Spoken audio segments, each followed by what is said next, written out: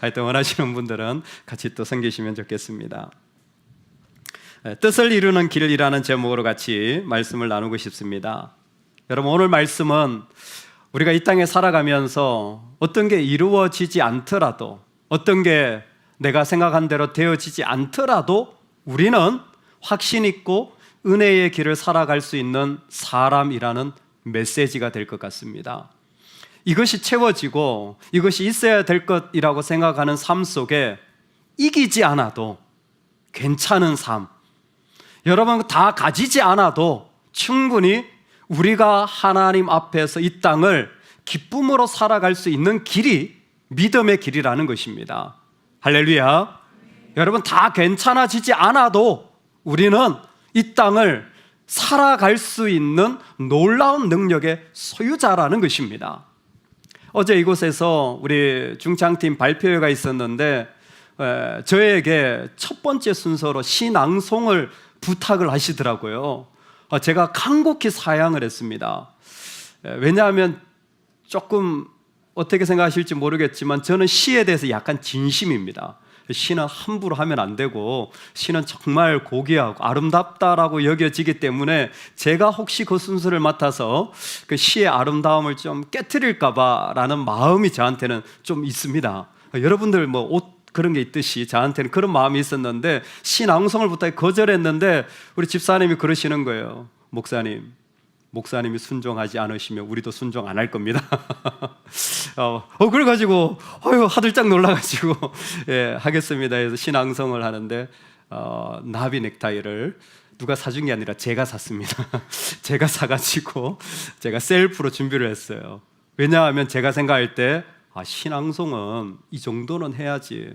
사실 혼자 레슨도 받고요, 매일 몇 번씩 연습을 하고요, 보기보다 꽤 그 세계가 깊습니다. 마음으로는 제가 턱시도를 살까 말까 고민을 했습니다. 쫙 할렐루야. 턱시도에 나비 넥타이 정도는 해야 안 될까 참았어요. 나비 넥타이 어제 샀는데 깜짝 놀랐잖아요. 찬양하시는 분들 복장이 너무 심플하신 거예요. 블랙에 화이트, 옷도 안 가리고 그게 끝이에요. 순간 내가 오버했구나. 턱시도 샀으면 큰일 날 뻔했다. 여러분, 다 갖춰지지 않아도, 내가 어떤 일을 이기지 않아도, 때로는 계속 패배하는 것처럼 보여도 여러분, 우리는 믿음의 삶을 살아갈 수 있습니다. 느헤미야가 지금 우리에게 정말 이런 믿음의 놀라운 모습을 보여주는 것 같아요.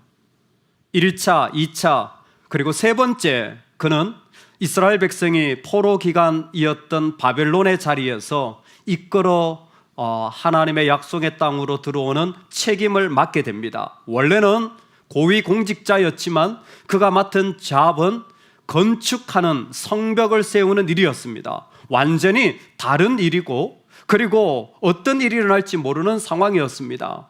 참으로 기대되는 일일 수도 있었지만 실제로는 140년 동안 이루어지지 않은 일이 그가 맡은 일이었어요. 심지어 그보다 훨씬 성경의 조예가 깊고 믿음이 뛰어나다고 하는 에스라라는 학사가 먼저 도착해서 성벽 건축을 10년 전에 시도했지만 실패했습니다. 아무도 이 일에 대하여 정보를 가지고 있지 않은, 그러나 그가 해야 되는 일은 두께 자체가 2.4에서 2.7m 되고 높이가 한 3m 정도는 세워야 하며 그 전체 길이가 3km 정도 되어지는 방대한 양이었습니다. 가장 마음이 무거운 것은 이 모든 공사를 중단시켰던 사람이 아닥사스다라는 왕인데, 그가 다시 시작하려고 할 때 여전히 그 왕이 그 자리에 있게 되어집니다. 그러니까 어떻게 보면 무엇 하나 이것을 하기에는 아무런 조건이 준비되지 못한 모습으로 그 자리에서 그대로 그 일을 하고 있다는 것입니다. 마음이 쉽지 않은 거죠. 여러분, 그런데 어떤 일들은 이런저런 것들의 외부적인 조건이 없어서 힘들기도 하지만 때로는 성벽의 조건보다 사람들의 마음이 무너진 것이 훨씬 힘들 때가 있잖아요. 자포자기하고 그걸 왜 해야 되냐고 아무런 마음으로 협력하지 않을 때, 사실 그 마음 자체가 전혀 다른 마음을 품고 있을 때 그때가 훨씬 힘든 거예요. 여러분, 우리가 살아가면서 외롭고 친구가 없고 때로는 삶에 혼자 있는 것처럼 보일 때, 동력하는 사람이 없는 것처럼 보일 때 의외로 우리가 중요한 부분을 잊고 살아가는 경우가 많습니다. 동력자가 없고 내가 같이 마음을 나눌 사람이 없는 게 사실이지만 여러분, 그게 그렇게 된 이유가 있습니다. 왜 그러냐면 그만큼 사랑하는 수고를 안 하셨기 때문이에요. 그만큼 헌신하는 시간을 안 가졌기 때문입니다.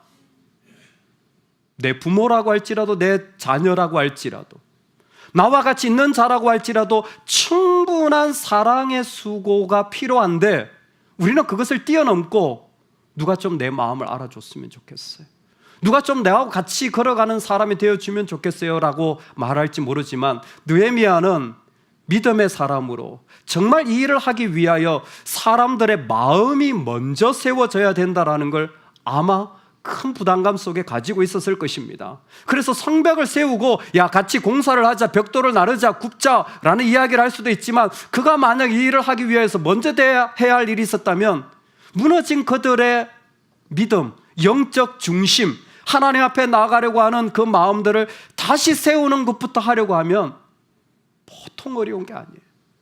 보통 그게 시간이 걸리는 게 아닙니다. 그 부담감을 그대로 가지고 있는 거예요. 그러니 어떻게 이런 상황 속에서 무슨 일을 할 수 있겠습니까? 뿐만 아니라 오늘 말씀에는 계속해서 집요하게 이 공사를 공격하는 사람들의 이름이 등장합니다. 산발랏, 도비야, 게셈이라고 말하지는 사람이에요. 호론 사람이라고 말하는데 아마 모압 족속일 것 같습니다. 그러나 도비야는 분명합니다. 암몬 사람이라고 표현되어 있어요. 암몬이나 모압이나 아브라함의 조카 롯이 자기의 딸과 상간하여서 태어난 족속들입니다. 참 하나님 앞에 죄를 지어서 여호와의 총에 들어오지 못하리라 라고 일컬음을 받 그 사람들이에요. 그런데 도비야라는 사람이 참 독특해요. 이 일을 집요하게 계속해서 반대하는 사람인데, 느헤미야서 6장에 가보면 도비야에 대한 소개가 이렇게 되어 있습니다. 도비야의 아들, 그의 아들이죠, 여호야난도 베레가의 아들, 유대인입니다. 무슬람의 딸을 아내로 맞이하였으므로 유다에서 그와 동맹한 자가 많음이라. 아멘. 도비야라는 사람이 등장하는데 이 사람의 특징이 뭐냐면, 지금 성벽을 세우고 유대인들을 공격하는데 그의 자녀는 유대인들과 결혼해서 친밀한 관계를 세우고 있고, 도비야는 지금 유대인과 좋은 어떤 네트워크가 형성되어 있다라고 설명되어져 있습니다. 제일 치명적인 대적 가운데 하나입니다. 사람이 참 좋아요. 나이스해요. 친절해요. 매너 있어요. 무슨 얘기를 해도 합리적이에요. 그런데 믿음의 합력이 안 돼요. 사람 참 좋은데 하나님의 이름에 대한 관심이 없어요. 여러분, 사람은요, 외부적인, 내부적인 어려움도 있지만 가장 사람에 가지는 특징이 있다면 전적으로 타락한 존재라는 거예요. 인간은 죄인입니다. 인간은 죄인이에요. 물론 저처럼 잘생긴 죄인도 있고 좀 덜 잘생긴 죄인도 있지만 죄인이에요. 잊지 마시기 바랍니다. 사람은 죄인이에요. 그 마음의 본성 자체가 부패하여져서 늘 그 죄성이 나오게 되어 있어요. 나이스하고 인간적이고 친절하고 상냥하고 괜찮은 것처럼 보여도요, 자기 유익에 관심 있지 하나님의 유익에 쉽지 않아요. 도비야라는 사람이 이 성벽 건축을 그렇게 반대하는데, 여러분, 이 사람의 이름 뜻이 여호와는 선하시다라는 뜻입니다. 공교롭죠? 아니, 이름은 여호와는 선하시다 그러면서 하나님의 일을 하려고 하면 끝까지 반대하는 거예요. 여러분, 그게 인간입니다. 아무리 좋아도 하나님께 협력하는 것은 완전히 다른 영역이 되어질 수가 있습니다.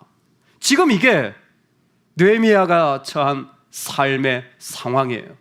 다 같이 할 것처럼, 그렇게 좋은 것처럼 보여도 그 안에 얼마나 오랜 동안 해결되지 못한 이야기들이 그대로 있는지 몰라요.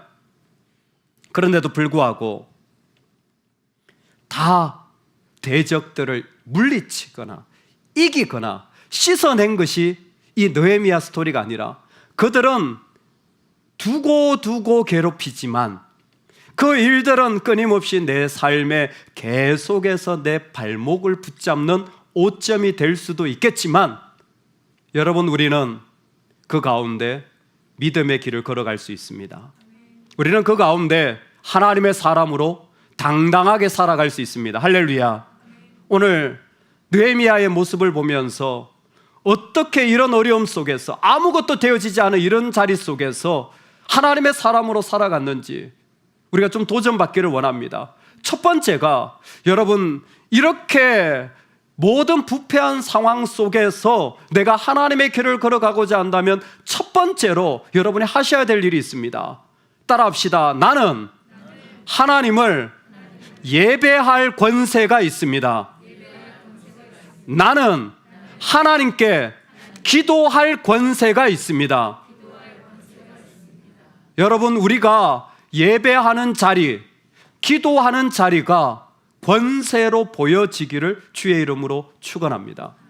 여러분, 우리가 하나님께 나아갈 수 있는 것이 하나님이 나에게 주신 특별한 은혜로 보여지면 좋겠습니다. 여러분, 이것은 정말 귀한 자리. 어떤 분은 그냥 할 수도 있습니다. 예, 맞아요. 그런데 예배할 수 있다는 것 자체가 얼마나 하나님이 나에게 주신 부름의 자리인지, 제의에 참여하고 예배에 참여하는 것 자체가 얼마나 놀라운 자리인지 느헤미야는 선포하는 것입니다.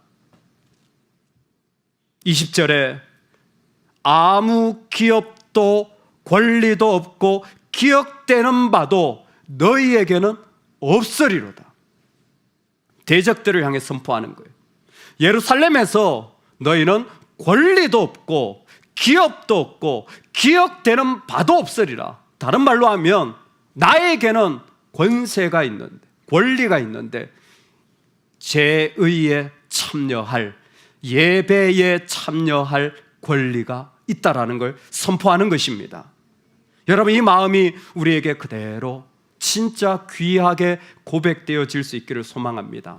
내가 예배할 수 있고요, 내가 찬양할 수 있고, 내가 기도할 수 있는 이 자리는 이 세상 어떤 것으로도 나에게 주어지지 못합니다. 오직 십자가에 죽으신 예수 그리스도의 사랑으로만이 이 마음이 우리 가운데 주어질 수 있는 거예요.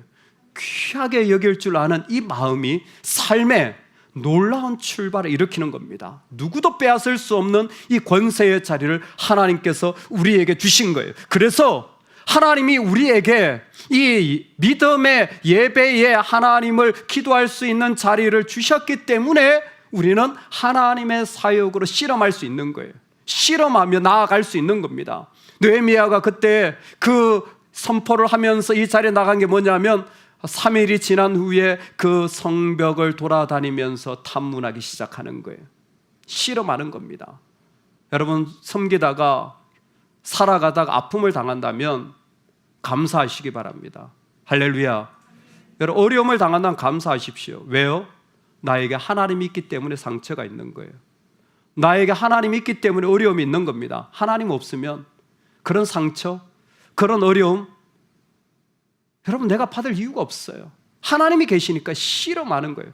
다른 말로 하면 그 자리를 통하여 지금 나는 하나님의 사람임을 볼 수 있는 축복의 자리를 받았다라는 겁니다. 왜 이렇게 나는 낙담스럽지? 왜 이렇게밖에 안 되었지? 여러분, 그 자리를 통하여 나는 지금 하나님이 계신 사람으로 실험하고 있는 거예요. 어떤 믿음의 자리가 아닌 것들을. 다만 한 가지만 기억해 달라고 다시 한번 부탁을 드립니다. 어려움을 준다면 어려움을 다 받지 마세요. 위기가 온다면 위기를 다 받지 마세요. 여러분, 누가 악한 말을 한다면 악한 말을 다 먹지 마세요. 그건 그대로 그냥 버리세요. 내가 해야 할 일은 따로 있습니다. 그 속에서 하나님 앞에 실험하며 나아가는 하나님의 사람들은 이 삶의 자리를 통하여서 분명하게 선언해야 되는 게, 나는 하나님께 기도할 수 있고 예배할 수 있는 사람이야. 이 사실을 선언하며 그 자리로 나아가는 거예요. 그래서 느헤미야가 도착해서 그곳에서 말을 타고 성벽을 따라 골짜기로 내려갑니다. 더 이상 말로 내려갈 수 없는 자리는 걸어서 그 자리를 순찰하기 시작하죠. 마치 의사가 환부를 자세하게 들여다보듯이 자기의 온 마음을 다하여 이 아무것도 없는 폐허가 된 자리를 들여다보기 시작합니다. 오늘 성경에 보니까 분문을 통하여서 골짜기로 내려갔다 그랬습니다. 분문이라는 게 오늘날로 말하면 사실 똥문이에요. 똥문. 쓰레기 매립장 출입구입니다. 이스라엘 제일 남단에, 예루살렘 제일 남단에 설치되어 있는 냄새는 일반적으로 가지 않습니다. 가장 부정한 곳이기 때문에. 그런데 그 자리로 내려가요. 가장 힘들고 어렵다고 할지라도 그는 살펴봅니다. 그리고 골짜기 문을 가요. 쉽지 않은 무너진 자리를 다 봅니다. 재밌는 것은 나중에 성벽을 세울 때 그가 지나간 자리들이 다 회복이 돼요. 이게 느헤미야서의 매력입니다. 그가 지나간 자리들이 다 회복이 돼요. 쓰레기통 같은, 다 무너진 자리 같은 자리. 실험할 때 하나님의 이름으로 실험하면 하나님이 다 회복시켜 주십니다. 하나님 다 세워주시는 거예요. 나는 왜 그 길을 갔는지, 내가 왜 이런 일을 당해야 되는지 몰라요. 보는 것 자체가 냄새가 나고 그 자리 자체가 무너졌어요.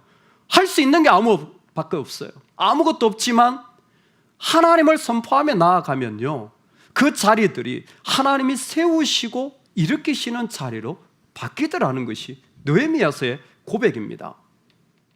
첫 번째로, 이 땅에 이기지 않아도 괜찮아요. 왜? 나는 예배할 수 있는, 하나님을 기도할 수 있는 영적 권리를 선포하는 사람이기 때문입니다. 그래서 믿음으로 그 자리에 들어가는 거예요.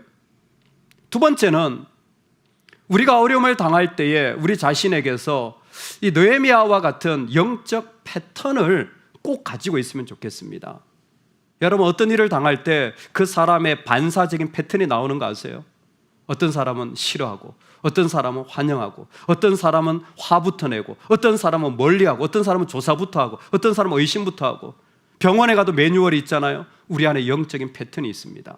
여러분은 있으십니까? 예배하고 난 뒤에 삶의 자리에서 내가 어떤 일을 맞이했을 때 내가 그것을, 하루를 살아가는, 어떤 문제를 대했을 때, 자녀에게 말할 때 내 안에 일어나는 영적 패턴이 있으십니까? 여러분, 우리 그거 세워가야 됩니다. 그거 일으켜 가야 돼요. 내가 뭐부터 해야 될지, 어떤 과정을 거칠지, 어떤 마음의 자세를 가져야 할지. 아무것도 일어나지 않은 이 자리에 느헤미야는 자신의 영적인 패턴을 세웁니다. 그것이 오늘 20절 말씀이라고 생각되어집니다. 앞부분인데요. 내가 그들에게 대답하여 이르되 하늘의 하나님이 우리를 형통하게 하시리니 그의 종들인 우리가 일어나 건축하려니와. 그의 종들인 우리가 일어나 건축하려니와. 이게 느헤미야의 패턴의 핵심입니다. 본문의 뜻은 간단합니다. 이건 우리가 건축할 일, 이건 내가 할 일이라는 것입니다. 그런데 앞에 있는 부분과 연결해 보면 이렇게 해석되어질 수 있습니다. 우리가 일어나 건축한다라는 말은, 나는 산발랏, 도비야, 겟셈 같은 사람들과 싸우다가 인생 끝내지 않고 해야 할 일이 있는데 나는 건축하는 일을 할 거야 라는 의미가 문맥적으로 포함되어져 있는 겁니다. 문제와 씨름하다가 안 된다라는 상처와 씨름하다가 인생 끝나는 사람도 있지만, 지금 느헤미야는 그렇게 말하지 않아요. 그 공격이 있지만 나는 내가 해야 할 일이 있다라는 겁니다. 나는 내가 해야 할 일에 집중하겠다라는 거예요. 놀랍게도 우리가 일어나 건축할 일에 집중한 이 모습을 신약 성경은 그대로 우리에게 확장시켜서 보여주고 있습니다. 베드로가 사역을 할 때 베드로 공동체가 상당한 로마의 핍박을 받고 자신도 순교의 제물이 되어지지만 어려움을 당했습니다. 그때에 그 성도들에게 예수 그리스도의 모범을 보여주며 설명해주는 영적 패턴이 똑같은 이 메시지입니다. 욕을 당하시되 맞대어 욕하지 아니하고, 고난을 당하시되 위협하지 아니하시고, 오직 공의로 심판하시는 이에게 부탁하시며. 아멘. 예수님은 욕을 당하시지만 맞대어 욕하지 아니하셨다 그랬습니다. 욕하지 말지어다. 이번 주에 욕한 분들은 회개할지어다. 입으로 마음으로 욕하지 말지어다. 할렐루야. 욕하지 마세요. 비난하지 마세요. 하나님이 만드신 아름다운 형상입니다. 예수님은 자신을 욕해도 맞대어 욕하지 않으셨어요. 고난을 받으셨지만 그래 네가 나한테 이렇게 해 라고 위협하지 아니하셨다라는 겁니다. 오히려 공의로 심판하시는 이에게 부탁하셨다라는 거예요. 놀랍습니다. 예수님에게 일어난 영적인 패턴은 분명했습니다. 어떤 어려움이 다가온다면 그것에 내가 반응하지 않고 내가 할 수 있는 최고의 일은 무엇이냐면 그 자리에서 믿음의 고난의 자리를 기꺼이 걸어가지만 내 하나님께 그 자리를 넘긴다라는 겁니다. 내 아버지에게 모든 것을 부탁한다라는 거예요. 이 이야기 속에는 예수님이 하시는 십자가 사역의 그 아픔의 자리를 피하지 않으시고 좁은 길로 그 모든 어려움을 기꺼이 예수님은 아멘 하시는 겁니다. 믿음의 길을 걸어가면서 아픔을 당하는 것, 실패를 당하는 것, 여러분 피하지 마세요. 두려워하지 마세요. 그것 때문에 우리 흠집 나지 않습니다. 그게 우리를 죽일 수 없습니다. 정말 우리가 해야 할 일은 그 실패와 아픔 때문에 돌아서는 것이 아니라 그런 어려움이 있더라도 그 자리에서 나를 주님께 내어드리는 거예요. 그게 예수님이 하신 일입니다. 십자가에서 욕을 당하셨지만 자신을 하나님께 부탁드린 거예요. 재밌는 건 예수님 자신이 십자가에서 하나님께 자신을 넘기신 모습이 군병들이 예수님을 빌라도에게 넘겼다라는 표현과 똑같습니다. 예수님은 빌라도에게 넘겨지든 세상 권세자들에게 넘겨지시든 죽음의 자리에 넘겨지든 그분은 자신을 하나님께 드리는 사람이었어요. 십자가의 어떤 고통에서라도 자신이 이렇게 망가지는 자리에 갈지라도 그분은 영적 패턴이 하나 있으셨는데 그 자신을 그대로 하나님께 맡겨드리는 신뢰를 가지고 있던 분이었습니다. 하나님, 주님께 맡겨드립니다. 당신의 뜻대로 하세요. 우리에게 고난을 피하는 게 아니라 기꺼이 그 자리에 서서 모든 자리를 하나님께 올려드리는 믿음의 고백이 있기를 원합니다. 우리는 이 성을 건축할 거야. 대적과 싸워야 되겠죠. 그러나 끝까지 이 대적은 따라다닙니다. 아마 사망 권세는 우리가 죽음에 이르기까지 쫓아올 겁니다. 그럼에도 불구하고 우리가 할 일은 왜 사망 안 없어져? 왜 이 문제 안 없어져가 아니라 그 자리에서 나를 하나님께 올려드리는 것입니다. 여러분, 이 사람들은 반드시 필요한 게 하나 있어요. 하나님께 영적 패턴을 가지고 있는 자들은 영적인 실제를 반드시 품어야 됩니다. 나를 하나님께 맡겨드린다고 하는 자들은 그래 하나님 알아서 하세요로 끝나는 것이 아니라 그 안에 하나님의 것을 품어야 합니다. 이게 영적 실제예요. 느헤미야는 내 모든 대적 가운데 나는 이 성을 건축할 거야.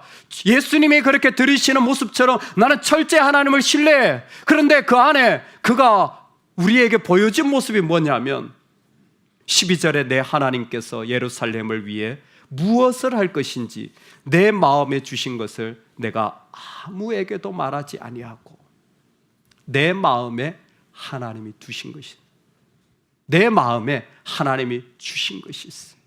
그 실제를 가지고 살아가는 거예요. 내 마음에 하나님이 주신 그 마음을 가지고 그가 살아가는 거예요. 그것이 그의 삶을 움직였던 겁니다. 기독교 역사에 우종서 조서라는 분이 있습니다. 조서는 오늘날 말하면 조사는 전도사, 교회 이 정도 되는 분.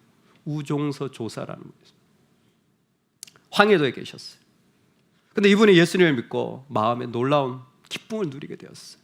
복음을 좀, 예수님을 나누고 싶다. 그래서 예수님을 만나는 사람이 예수님을 나눴어요. 예수님 믿었어요. 근데 그분의 그 전도를 받고 또 한 사람의 마음이 너무 좋은 거예요. 너무 좋은 거예요. 그리고는 자신의 삶에 하나님의 실제를 좀 담고 싶어서 매년 여름이면 한 달 동안 말씀을 배우는 일을 부인과 함께 시작합니다. 아침 새벽 기도, 아침 식사, 그리고 아침 예배, 오전 성경 공부, 점심 먹고 오후 성경 공부, 그리고 전도, 저녁 먹고 집회, 그리고 말씀 나눔. 한 달 동안 매년 그렇게 살아가게, 자신 안에 말씀을 채우는 거예요. 1903년 장로 교인이 된 백범 김구입니다. 민족의 지도자가 되고 나라의 독립을 세우는 이상, 그 일을 하기 전에 그는 먼저 자신 안에 하나님을 채우는 실제를 가지고 있었던 겁니다. 그 실제가 자신의 영적인 패턴을 만들어내고, 그 영적인 패턴이 어떤 어려움이 온다고 할지라도 그 속에서 당당하고 하나님의 사람으로 그 길을 걸어갈 수 있도록 세워주는 것이었습니다. 여러분, 오늘 하나님이 우리를 이 자리에 세우시는 줄로 믿습니다. 내 성벽을 건축하는 날, 곧 그날에는 지경이 넓혀질 것이라. 미가 선지자는 성벽을 세우는 이스라엘 백성을 향하여 이 일이 난공불락의 일이고 수많은 문제의 일일 수도 있겠지만, 아니야, 우리에게는 지금 지경이 넓혀지는 일이야. 내 삶에 누구도 빼앗을 수 없는 놀라운 영광과 기쁨의 자리야 라고 소개하고 있는 것입니다. 우리가 살아가면서 선포하시길 바랍니다. 여러분, 우리는 예배할 권세를 가지고 있는 자리, 우리는 기도할 수 있는 권세를 가지고 있는 사람들입니다.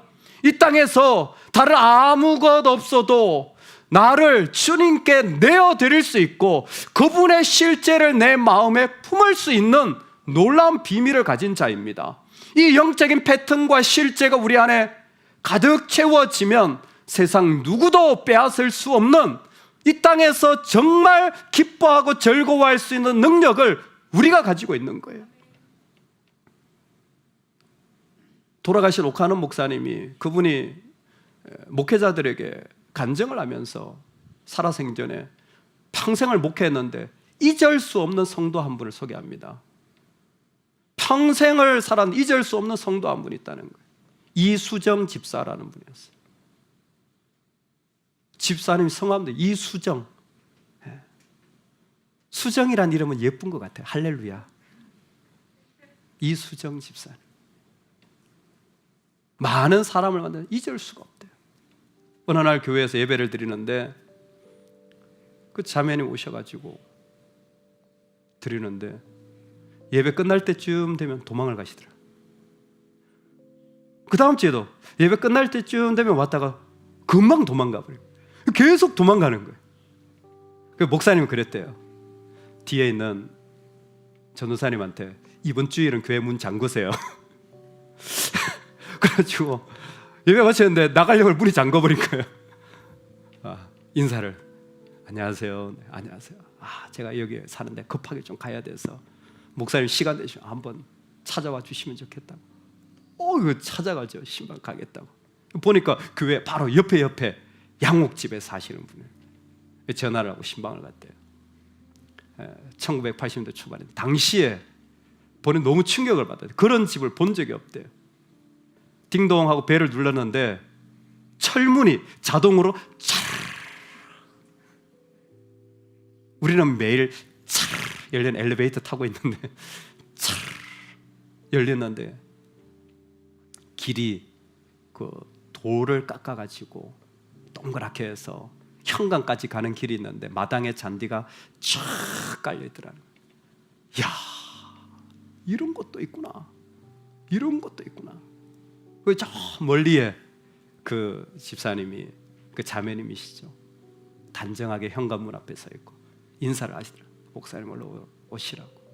그래서 문에서 올라가서 감사하다고 들어가려고 하는데 그 자매님이 자기 소개를 하는데, 목사님,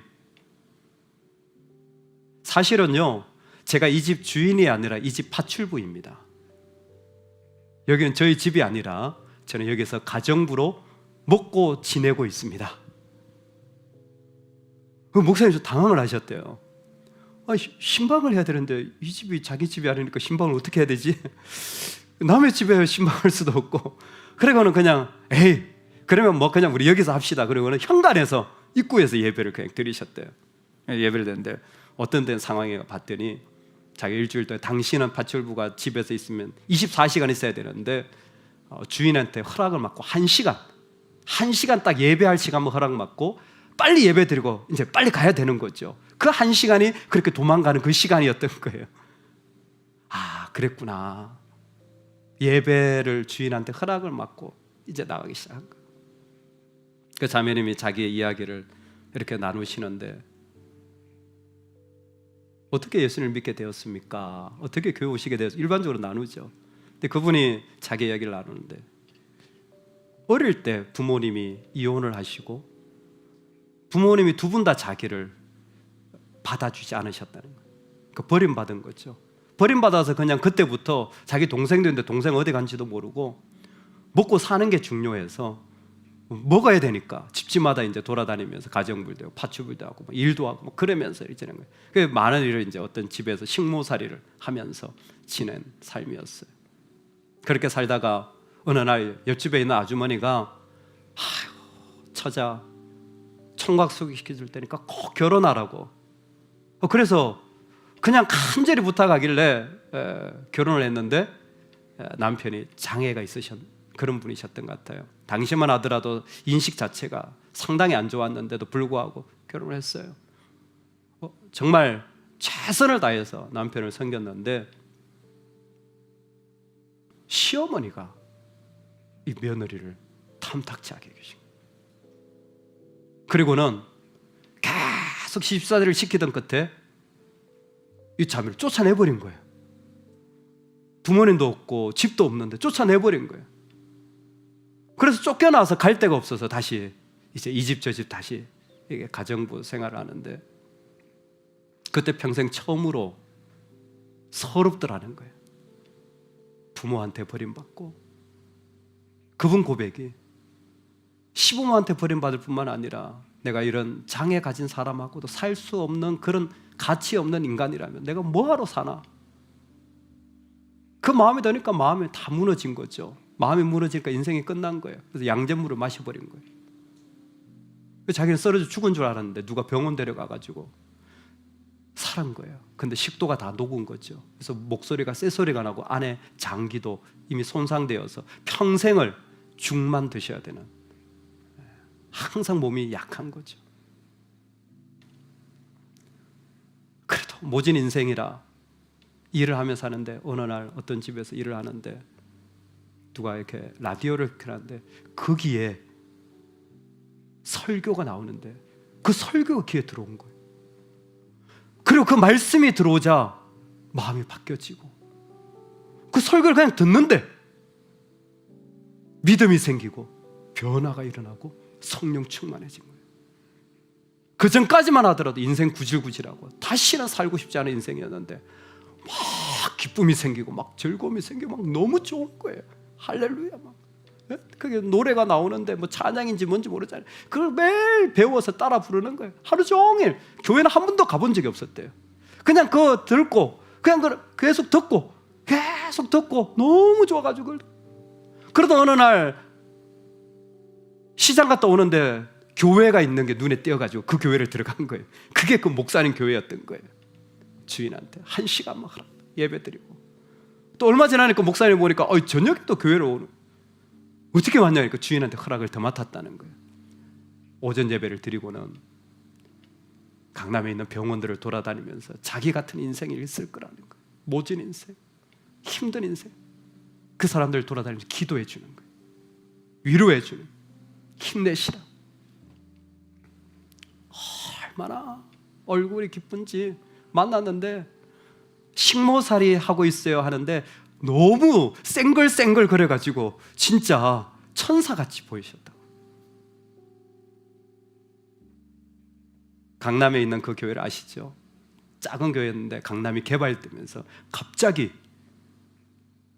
아파트에 있는 부자들이 교인들 들어온 거예요. 개발되기 이전에 있던 분들이 위축감을 느끼고, 목사님 우리 상처받아서 못 다니겠어요. 그러고 떠나더라는 거예요. 여러분, 상처받아도 계속 다니시기 바랍니다. 상처 좀 받으세요. 그냥 좀 받으면 어때? 다 떠나.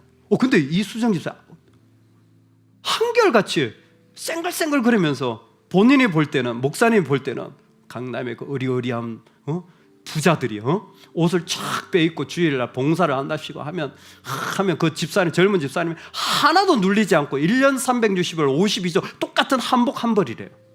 그거 일주일 동안 준비해가지고 와가지고 흥금 바구니 돌리고 뭐 뒤에서 안내하고 그러는데 하나도 기죽지 않고 그냥 하는. 괜찮냐? 목사님 염려가 돼가지고 괜찮냐? 그랬더니 목사님 너무 좋아요. 그냥 감사해요. 주님 계신 게. 계속 그렇게 교회를 섬기시더라고요. 그러다 어느 날 비 오는데 이분이 계속 몸이 약하니까 병원 간 돈은 없고 그냥 의원 같은 데를 약을 지으면서 다녔나 봐요. 근데 약을 지어오면서 목사님 한번 만나러 가야지. 사모님하고 친해요. 목사님 집에 방문을 했대요. 목사님 저 왔어요. 근데 좀 몸이 힘들어요. 그리고는 사모님이 그러면 잠깐 누우라고. 그래서 집에 누웠어요. 근데 그때 정신을 잃어가기 시작하는 거예요. 목사님 좀 와보시라고. 집사님을 품고 기도를 하는데 목사님 품에서 천국을 가신 거예요. 그 가련한 인생이 그렇게 끝나신 거예요. 목사님은 그렇게 천사 같은 사람을 만나본 적이 없어요. 평생을 목회했지만 어떻게 그렇게 기쁘게 살아갈 수 있는지, 어떻게 그렇게 즐겁게 살아갈 수 있는지. 여러분, 우리가 그럴 수 있는 사람이에요. 우리가 가진 복이, 우리가 가지고 있는 믿음이 이 땅을 아무것도 이기지 못해도 주님을 마음껏 누릴 수 있는 사람들이 저와 여러분이 가고 있는 길입니다. 괜찮아요. 다 이기지 못해도. 어떻게 보면 다 버림받을 수도 있어요. 그럼에도 불구하고 너무 좋으신 우리 예수님, 그분으로 말미암은 기쁨은 누구도 빼앗아 갈 수 없으니 우리 그 길을 걸어갈 수 있는 은혜가 삶에 가득하시기를 주의 이름으로 축원합니다.